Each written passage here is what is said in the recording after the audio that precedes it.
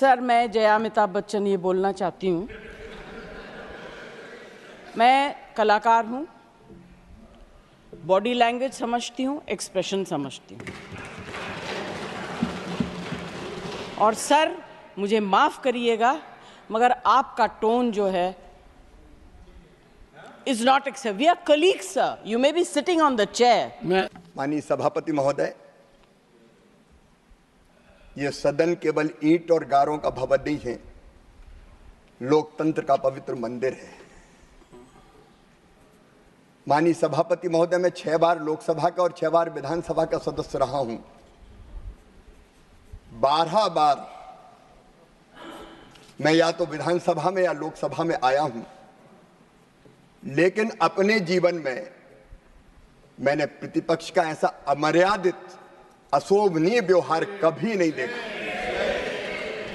आज मन व्यथित वेदना से भरा हुआ है। ये केवल आसंदी का अपमान नहीं है, ये देश के लोकतांत्रिक मूल्यों का अपमान है, ये लोकतंत्र का अपमान है, ये संविधान का अपमान है। और गैर जिम्मेदार प्रतिपक्ष आज ये सिद्ध हो गया है कि देश को अराजकता में झोंकने का प्रयास कर रहा है। माननीय सभापति महोदय, हम लोग उत्तर के लिए आते हैं तो केवल प्रश्नकर्ता का जवाब नहीं देते, हम वो जवाब जनता के लिए भी देते हैं। लेकिन आज प्रश्नकाल में ये जो व्यवहार किया है, सचमुच में इसका दूसरा कोई उदाहरण नहीं मिलता। और जैसा कि आदरणीय सदन के नेता ने कहा है, इसके लिए प्रतिपक्ष को माफी मांगनी चाहिए। उन्हें सारे सदन को शर्मसार किया है, देश को शर्मसार किया है।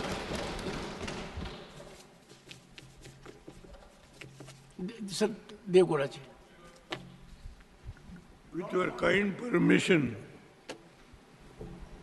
sir, with my vast experience, 7 years, 7 terms as an MLA, 5 terms as a Lok Sabha member, 2 terms the member of this house.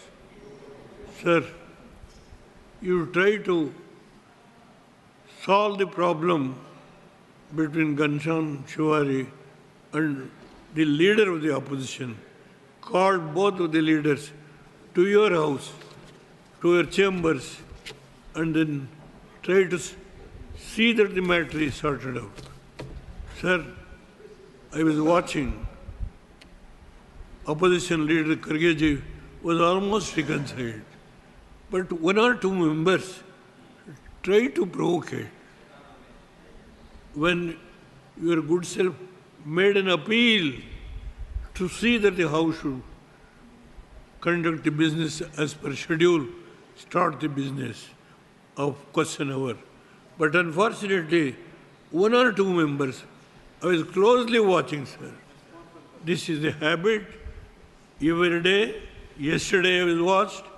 Sir, this is an exalted chair. This is an exalted chair. Everybody should accept the ruling or the appeal made by the honorable chair. That is an exalted chair. The leader of the opposition, leader of our party, made yesterday an appeal. Today, every day, this should not happen like this. The country is watching how the recognized opposition is behaving. The country is watching. They are not going to succeed to destabilize the Modi's government for the 3rd term. I will tell you, in these old days of 92, I am here, I am watching every day, sir. Your appeal has not given the result. For them, 1 or 2 members try to provocate and they walk out. Let them go. I don't want to make any comment on them. Let them continue this habit. The country will watch and how the country will teach a lesson what happened in the emergency when the Allahabad High Court gave the judgment. You narrated everything. I am also one of the person who suffered in those days going to jail. Sir, this should stop. I only on both sides. Here, our leader made so much of appeal every day to the opposition. They are not hearing. What to do? Let them continue, but they can't destabilize the government, which is for the third time what Modi is heading, and will rule the country for the full term till 2029. No doubt on that. That is all. I only, sir, your appeal is heart-touching for us. You are a great man, sitting in that exalted chair, that they have not heard it. What to do? We can leave at that stage.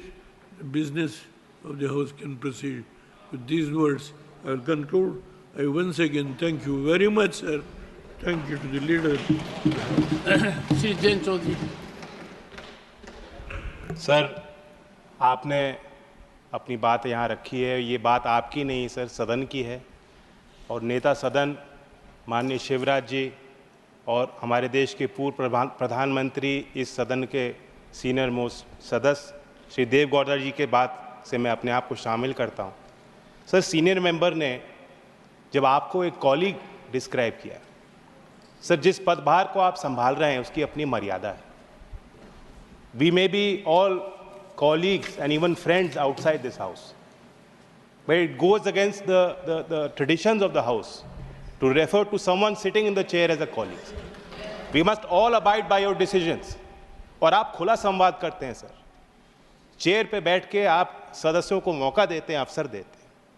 जो आज आपने यहाँ बात रखी है, खास तौर से इमरजेंसी, जो देश के लिए काला दौर था, ये सभी नौजवानों को, पूरे देश भर के लोग इस बात को देखें। इससे हमें सबक सीखना चाहिए। भारत सरकार ने जो पहल की है कि ये चीज़ इतिहास में दर्ज होनी चाहिए।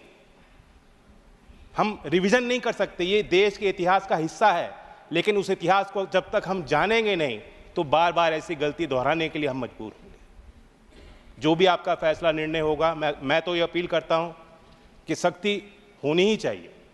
दोबारा एक बार मौका हो, एक बार कोई गलती करता है तो मानी जाती है, बार बार अगर संयोजित तरीके से सदन में खलल डालना ताकि देश का एजेंडा देश के आगे हम लोग पेश ना कर पाएं, इसके खिलाफ भी कार्रवाई होनी चाहिए।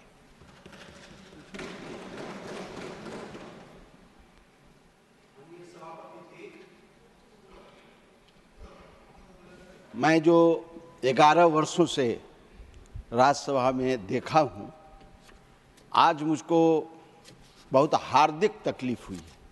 आसन के साथ, सभापति जी के साथ, जो हर एक राज्यों का विश्वास आप में प्राप्त है, उसको इस तरह की बात करना ये लोकतंत्र के विरुद्ध है। हम जनता से अपील करते हैं, हम आपसे निवेदन करना चाहते हैं कि आपातकाल जो लगाने वाले लोग हैं, जो लोकतंत्र के विरोधी लोग हैं, उन लोगों पर आप सख्त से सख्त कार्रवाई करें। जनता ने श्री नरेंद्र मोदी जी को तीसरी बार शक्ति दी है, आशीर्वाद दिया है, और उस शक्ति को, उस आशीर्वाद को आप कुचलना चाहते हैं, ये लोकतंत्र में नहीं चलेगा। जो सजग प्रहरी है, जो लोकतंत्र का सजग आदमी है, उस आदमी के साथ विरोधी दल के लोग इस तरह का व्यवहार करेंगे, ये लोकतंत्र के प्रति आघात है। हम अपनी तरफ से, अपने दल की तरफ से ये निवेदन करना चाहते हैं कि आप में जो शक्ति है, उस शक्ति का इस्तेमाल कीजिए और लोकतंत्र को बचाइए, और सदन की मर्यादा को रखते हुए आप सख्त से सख्त कार्रवाई करने का कोशिश कीजिए। मैं भी 36 वर्षों से संसदीय जीवन में रहा हूं, लेकिन इस तरह का व्यवहार, बड़ी उम्मीद के साथ यहाँ लोग आते हैं, कि नई दिल्ली में लोकसभा में राज्यसभा की जो मर्यादा है उस मर्यादा को रखने का काम करेंगे और जनता की आवाज को मुखर होकर उठाने का काम करेंगे। इस आवाज को कुचलने का जो साजिश चल रहा है, इस साजिश के विरुद्ध में आपको कार्रवाई करनी चाहिए। जय हिंद, जय भारत।